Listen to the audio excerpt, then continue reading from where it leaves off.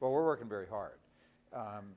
And because Nebraska is a state that leans Republican. But, you know, 3 of our last 7 governors were Democrats, which demonstrates that though we do lean Republican here, Nebraskans still vote for the person.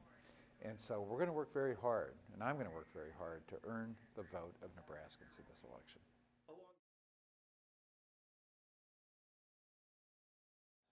Well, I'm running for governor, and I think the other candidates running for governor need to focus on their vision for how we can build a better state, how we can build a better future here in Nebraska. What we really don't need to do is bring the partisan battles in Washington home to Nebraska. That's not going to help us. That's not going to enable us to be a state that moves forward. You know, well, this will be the strongest Democratic campaign in decades for a number of reasons.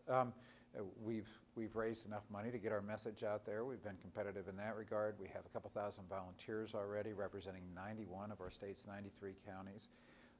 And importantly, you know, I spent 36 years of my life fighting to create a future for the people who live in small town and rural Nebraska. And that gives me an edge that most Democrats don't have, because rural people know that I've spent my life fighting for them, fighting to make a better future for them, and people will remember that in November. You know, well, I think the better approach to address property taxes is to increase property tax credits and maybe target those credits a little bit better. I think we need some new credits that are focused more on family farmers and ranchers and on modest income homeowners. You know, the current property tax credit we have, the biggest beneficiary in the state is Ted Turner, because he's the largest landowner. I'm not sure he's the one who most needs property tax relief. So I think we need to keep building up our property tax credit, but we also need to do a little bit better job of focusing it on Nebraskans who really need tax relief. And that's part of my proposal, is to increase property tax credits. And I think there are ways to go to find places to go to find money for that. You know, right now, if I go downtown to buy a pair of boots, I pay sales tax. But if I go online to buy a pair of boots from California, New York, or Wyoming, I don't. And by closing that loophole, we could probably save $40 million alone that could be used for property tax relief. And we need to go there.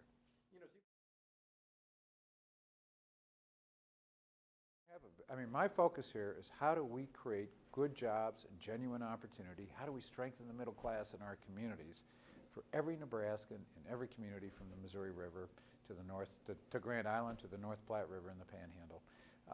And you know, it's going to take support for small business. It's going to take strong education system for kids and in job training. And it's going to take developing our natural resources. For example, wind. We have the nation's best wind to generate electricity, but we're way behind all of our neighbors. So we need some leadership that will focus us on how do we build that future for our kids and grandkids that provides genuine opportunity in every community in this state. I'm glad you brought. Well, I think the incentives are there now more than they were a few years ago, but the real opportunity for Nebraska in generating electricity from wind is in generating electricity to export to other states, because the great demand is on the coast, it's in the nation's population centers, and they're looking for renewable electricity from wind. Now the key for us in Nebraska is that we need to work with the private companies that build transmission lines so that we can start becoming a major supplier of renewable electricity to the nation. And we've had major transmission companies come to our state wanting to build lines to places like Chicago, and they haven't really gotten the support they needed, so they kind of abandoned the project. And when that happened, we lost not only thousands of good jobs, but hundreds of millions of dollars in tax revenue, local government tax revenue that could have been used for property tax relief, and hundreds of millions of dollars in landowner payments. So when I'm governor, I'm going to really go after the transmission lines that are needed to make Nebraska a major exporter of renewable electricity, and in the process bring thousands of good jobs and tax relief, and tax revenue, and landowner income to the state.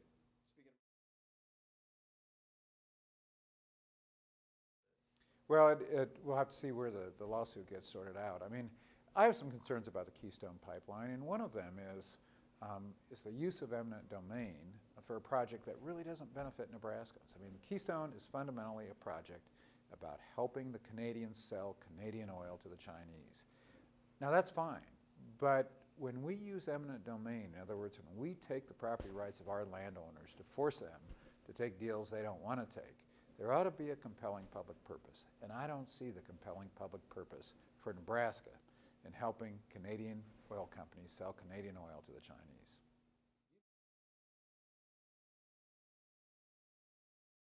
Well, absolutely. One of the things that I think that many Nebraskans care about, Republican and Democrat alike, is that we have an atmosphere that's supportive of small business. And I think we have a long ways to go in that regard in Nebraska. We do a lot in our state to recruit large employers here to this state. And we have to do some of that. But we sort of treat small business as an afterthought. Well, when I'm governor, small business won't be an afterthought. It will be a priority. And it's been a big part of my life's work. The years I led the Center for Rural Affairs, the Center for Rural Affairs helped over 10,000 small businesses across rural Nebraska get started and grow. When I'm governor, small business is also going to be a priority, and we're going to not just focus on the large companies from out of state. We're going to focus on creating a good climate for Nebraskans to start their own business and thrive doing it.